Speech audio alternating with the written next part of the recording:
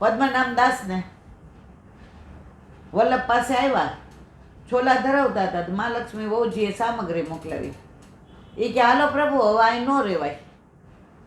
સામગ્રી પધરાવ્યા, મથુરાનાજી નાવમાં પધરાવ્યા, આજ્ઞા લેવા ગયા. જયરાજ વહુજી તમે કાંઈ કર્યું હતું? એ કે સામગ્રી પધરાવી હતી. એ કે એટલે જ મારો વયો જાય છે પદ્મો. ગુરુદ્રવ્ય દેવદ્રવ્ય મારા વાલા અડાય નહીં, સ્પર્શે ન કરે. આ વિષય એવો ચર્ચિત છે કે આને સ્પર્શ આપણે ન કરે, આપણી લાયકાત નથી. પણ મને આ બે તો ખબર પડે જ છે કે ગુરુદ્રવ્ય ને દેવદ્રવ્ય આજે નહીં, કાલે નહીં, ક્યારેય અડાય નહીં ને લેવાય નહીં.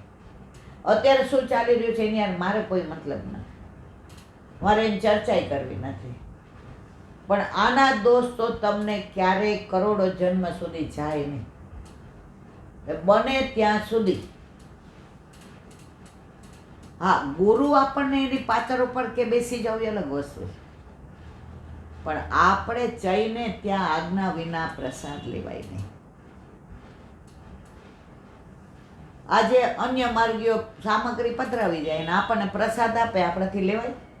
ઠાકોરજી આરોગ્ય જ ન હોય અન્ય માર્ગીનું તો એ પ્રસાદ નથી, એ ખાવાનું છે. આ વિષય લચીલો છે, આની ચર્ચા ન હોય, જેને જે ગમે તે કરે. કળિયુગમાં આપણે કોઈના દોષ ન જોવાય, આપણા પગમાં મોજડી પહેરી લેવાય, આખા રાજમાં ગાલીચો પથરાવવા જવાય નહીં. બોલો વલ્લભ. એક મિનિટ. હરિરાય વાંગ મુક્તાવલી. કાલે આપણે જોયું કે મહાપ્રભુજી સિદ્ધાંત રહસ્યમાં કહે છે કે બ્રહ્મ સંબંધથી બધા દોષ દૂર થાય. હવે આગળ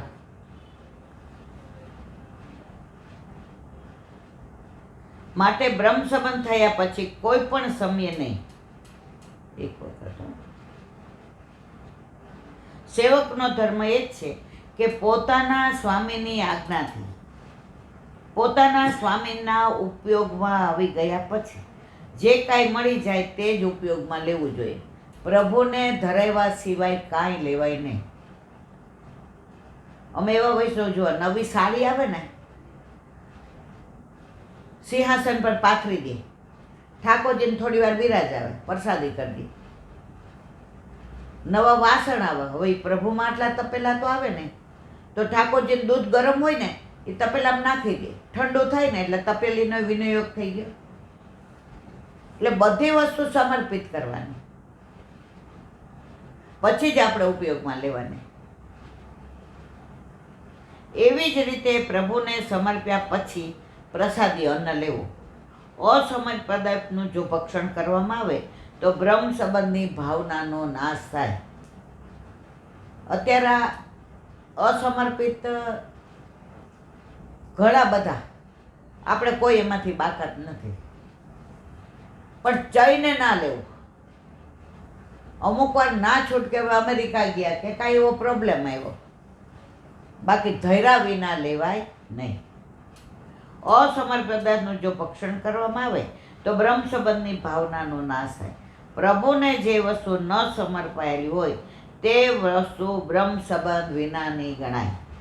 પોતાને બ્રહ્મ સંબંધ થયો છે અને પોતે બ્રહ્મ સંબંધ વિનાની વસ્તુને ઉપયોગમાં લે તો બ્રહ્મ સંબંધની જે ભાવના છે કે હું દોષથી રહિત થયો છું એ ભાવનાનો નાશ.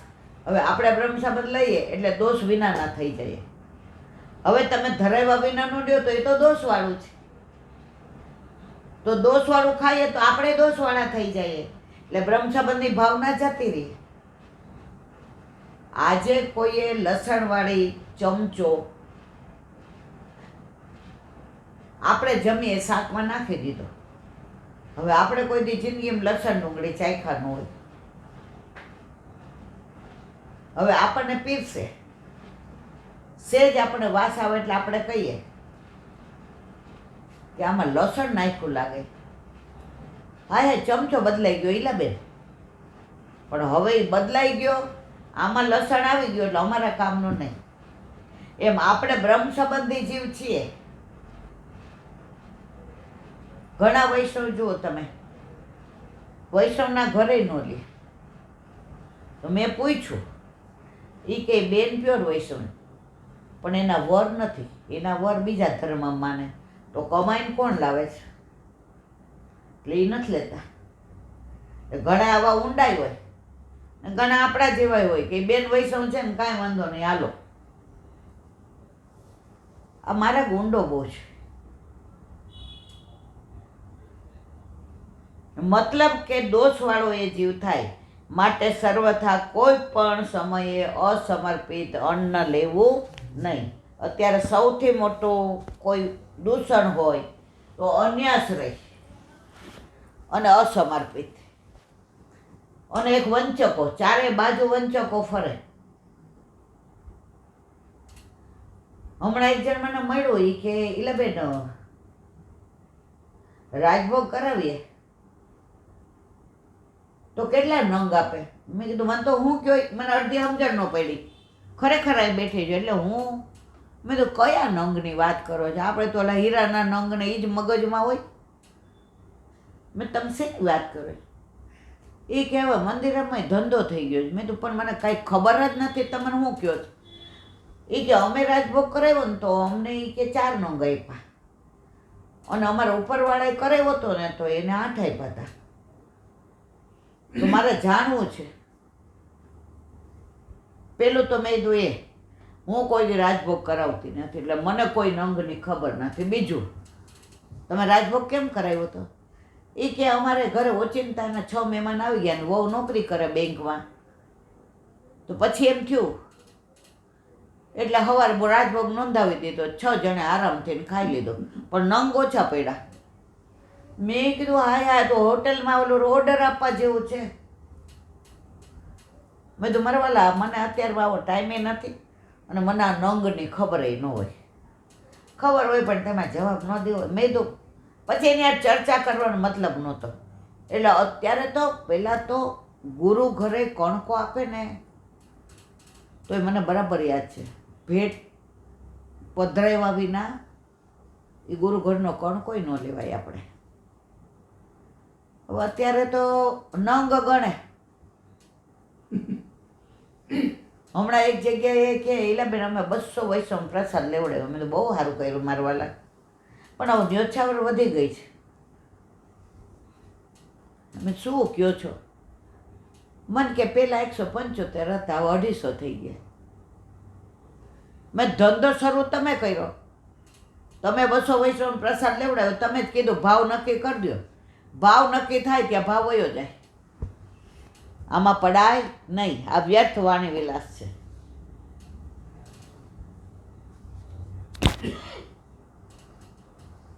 સુબોધિનીજીનું પાન. વલ્લભાધીશ.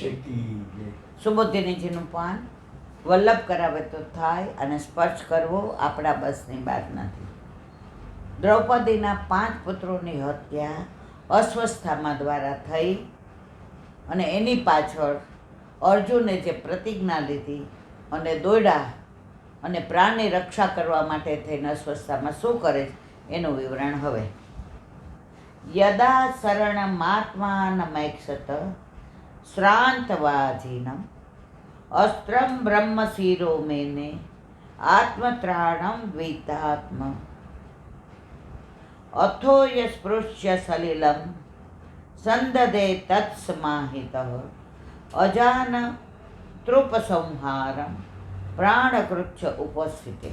અર્થ: બ્રાહ્મણ પુત્ર અશ્વત્થામાએ જાણ્યું કે પોતાના પ્રાણની રક્ષા કરવાનો કોઈ ઉપાય નથી, અને રથને જોડાયેલા ઘોડા હવે થાકી ગયા છે, બહુ દોડાવ્યા, હવે આગળ જવાશે નહીં. આપણી 10 ઇન્દ્રિયો છે ને એ ઘોડાઓ છે, અને આપણું શરીર છે રથ છે. એ ઇન્દ્રિયો ભોગવીને થાકી જાય ને ત્યારે હારીએ છીએ, ત્યારે ભગવાનના શરણે જાય છે. ત્યાં સુધી તો ઘોડા દોડાવીએ છીએ. યુવાન લોકો એમ કે હજી વાર છે પોસ્ટ કરાવવાને,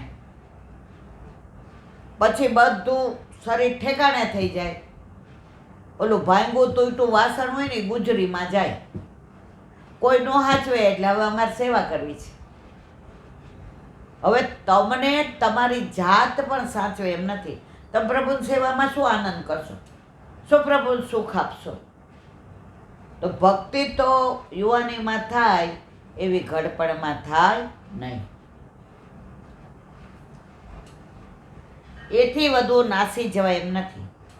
ત્યારે બ્રહ્માસ્ત્ર જ પોતાનું રક્ષણ કરી શકશે એમ માન્યું એટલે જલનું આચમન કરી બ્રહ્માસ્ત્રનું આહ્વાન કર્યું. કોણે? અશ્વત્થામાએ. બ્રહ્માસ્ત્ર પાછું વાળવાનું એને જ્ઞાન, એને બ્રહ્માસ્ત્ર છોડતા આવડતું હતું. અશ્વત્થામાને પાછું વાળતા નહોતું આવડતું એટલે ક્યારેય ઉપયોગ નહોતો કરતો. પણ હવે પ્રાણ આવી ગયા કંઠે એટલે હવે એને એમ થયું કે કાંઈ વાંધો નહીં, મને બાંચવું હોય તો મારે બ્રહ્માસ્ત્રનો ઉપયોગ કરવો પડશે. બ્રહ્માસ્ત્ર પાછું વળવાનું એને જ્ઞાન નહોતું, છતાં પ્રાણ સંકટમાં આવ્યા હોવાથી બ્રહ્માસ્ત્ર છોડ્યો. સુબોધિની. ત્યારે અશ્વત્થામાએ પોતાનું રક્ષણ કરે એવા સ્થાનની શોધ કરી, પણ એ ભગવત વિમુખ થઈને જઈ, તમે ભગવત વિમુખ થઈ જાઓ ને એટલે તમે કોઈ હંગરે નહીં. આજે વિભીષણ લંકામાં હતા ને ત્યાં સુધી રાવણને કોઈ વાળ વાંકો ન કરી શક્યો. વિદુરજી હતા ને ત્યાં સુધી દુર્યોધન આવો દુષ્ટ હતો તોય ન કરી શક્યો. તો આપણા ઘરમાં ઘણાય એવા ભગવદીય વૈષ્ણવ હોય કે હોય ત્યાં સુધી આપણી ચિંતા ન હોય, એ જાય પછી ખબર પડે. ત્યારે અશ્વત્થામાએ પોતાનું રક્ષણ કરે એવા સ્થાનની શોધ કરી, પણ એ ભગવદ વિખમુખ થઈને જાતો હતો એટલે મહાદેવજી વગેરે પણ એના રક્ષક થયા નહીં. કોઈ ચોરી કરીને આવે, હવે આપણો જ દીકરો હોય, એનો સાળો હોય, આપણો દીકરો એને આશ્રય આપે તો આપણે શું કહી, ભાઈ આ રહેવા દેવો, એના લીધે પોલીસ આપણા ઘરે છાપો મારશે અને છાપામાં નામ આવશે. તો મહાદેવજીએ આની રક્ષા કરી નહીં. કોની? અશ્વત્થામાની.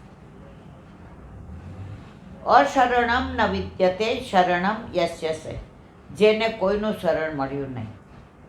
શ્રાંત વાજીનમ શ્રાંતા વાજીનો અશ્ય, જેના રથના ઘોડાઓ થાકી ગયા હતા એવા. આમ ક્યાંય રક્ષણ મળે તેમ નથી, અને રથના ઘોડા થાકી ગયા એટલે આગળ જવાય એમ નથી.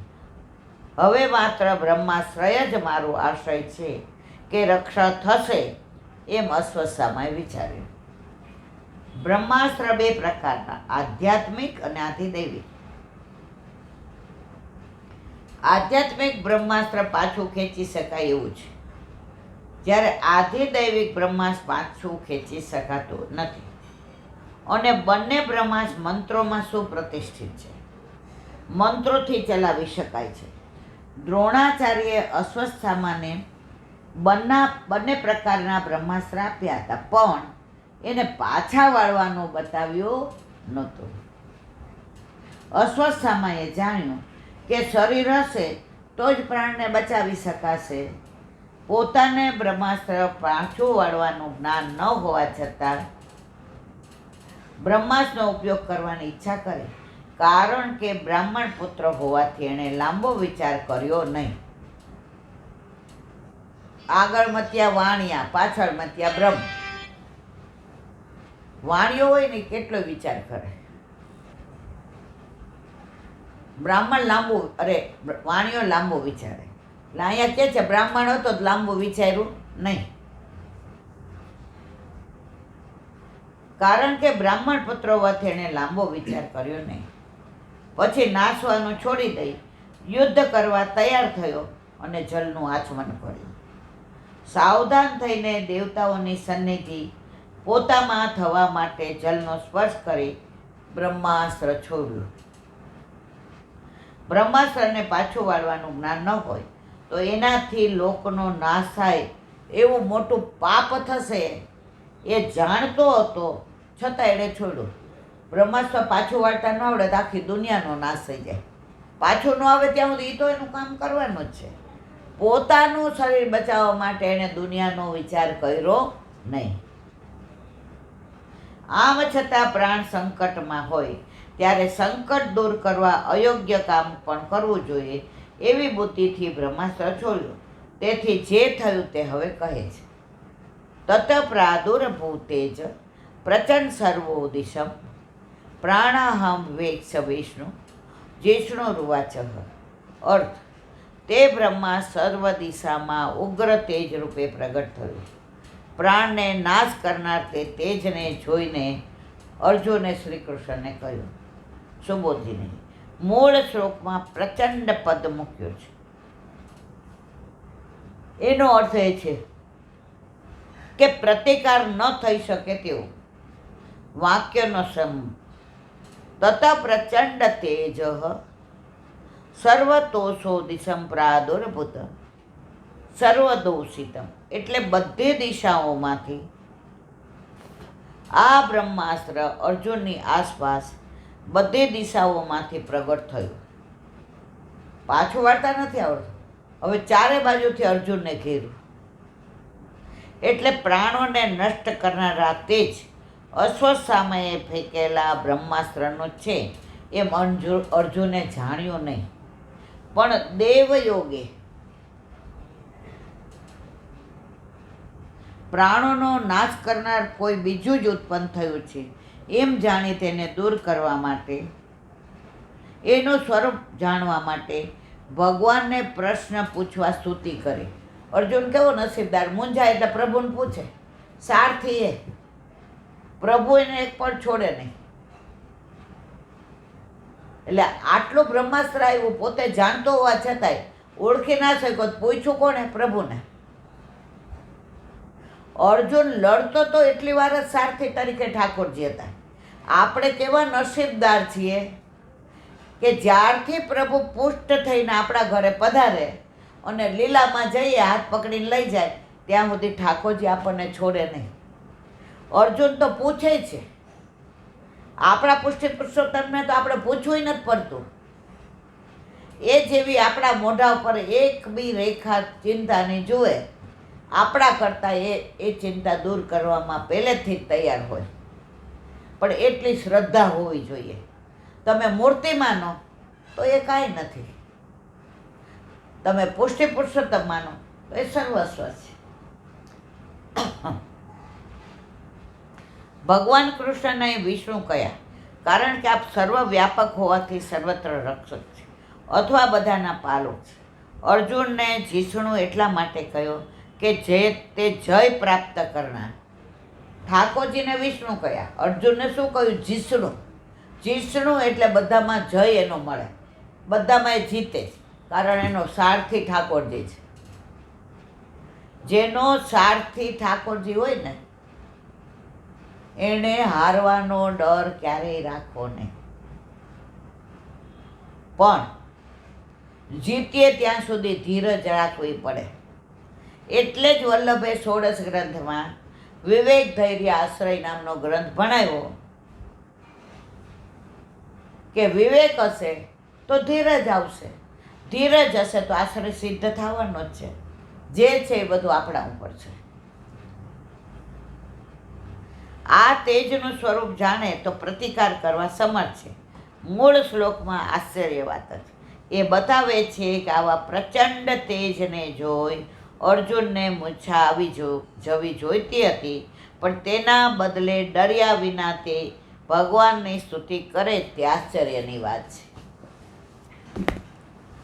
ડર લાગે એવું જીવનમાં થાય, પણ ડર ન લાગે એનો મતલબ આપણા ઘરે બિરાજતા આપણા ઠાકોરજીમાં આપણને પૂર્ણ વિશ્વાસ છે. આજે તમે કોઈ ઉપર વિશ્વાસ મૂકો, કેટરિંગ વાળાને કહી દો મારી દીકરીના લગ્નમાં 3 દિવસ તારે આ મેનુ પ્રમાણે આ કરવાનો છે. ઓ લોકો 1 લાખે તમે એડવાન્સ આપી દો. તો એનો મેનેજર કે ના ના, આપણી ઓળખાણમાં ચિંતા કરવા, સાહેબ કામ જોજો. હવે તમે કેટરિંગવાળા ઉપર વિશ્વાસ મૂકો. હવે તમને પાછળથી આવીને ગણાય કે ઘરે કર્યું હોત તો, આને કીધું હોત તો આટલું સસ્તું પડે. તમે શું કહો? ના ભાઈ, અમે ઓળખીએ છીએ ત્યાં સુધી અમે બરાબર કર્યું છે. આપણે કેટરિંગવાળા ઉપર વિશ્વાસ રાખીએ છીએ કે એ 3 દિવસ બધું બરાબર કરશે, પણ આ દુનિયા બનાવનાર ઉપર વિશ્વાસ રાખતા નથી. પ્લેનમાં બેસીએ ત્યારે પાયલોટ કોણ છે એ ખબર નથી, કઈ જ્ઞાતિ છે, કઈ ઉંમર છે, કેવો છે, એનું નામ શું છે. સર મસ્તીથી ફોન કરી દે, દીકરા દિલ્હી ઉતરીને સીધા અમે મથુરા જવાના છે, તો અમને એ રીતે ગાડી કરી દે, અમે આટલા વાગે ઉતરશું. કેવો વિશ્વાસ કે આ લઈ જ જવાનો છે. ઉબર કરીએ તો ઓલા ડ્રાઈવરને ન ઓળખીએ તો વિશ્વાસ કાલુપુર. પણ આ બધું જેણે બનાવ્યું છે એના ઉપર વિશ્વાસ કરતા નથી, એટલે શ્વાસે શ્વાસે નિશ્વાસ પડે જ.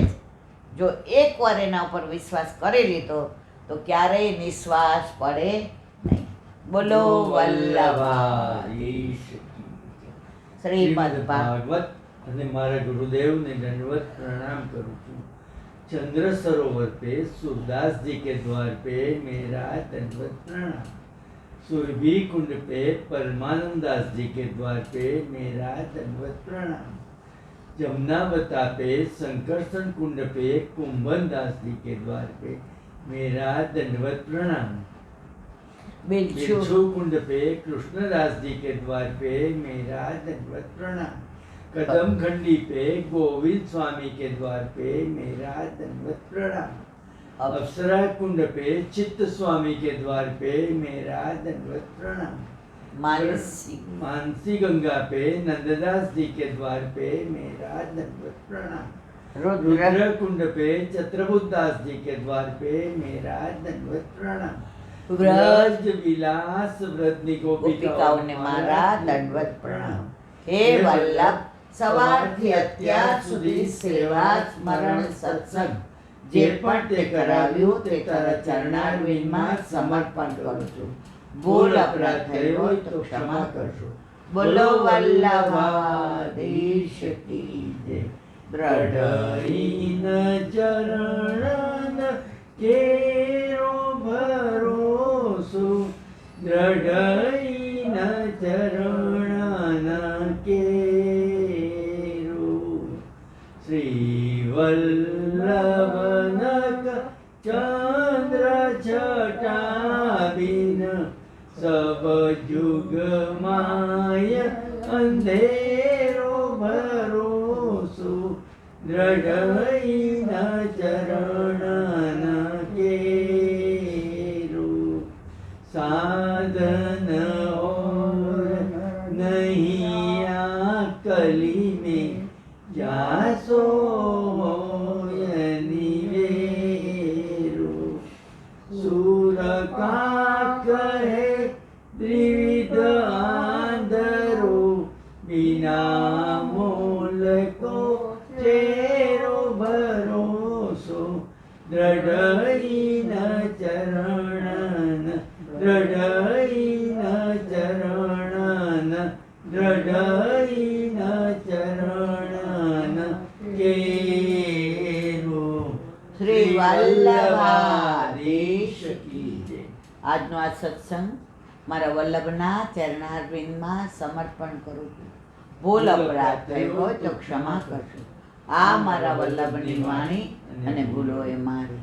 બોલો વલ્લભાધીશ કી જય. જન્માષ્ટમીની ખૂબ ખૂબ વધાય, ખૂબ ખૂબ વધાય, ખૂબ ખૂબ વધાય. બધાય વૈષ્ણવને જાજા કરીને જય શ્રી કૃષ્ણ.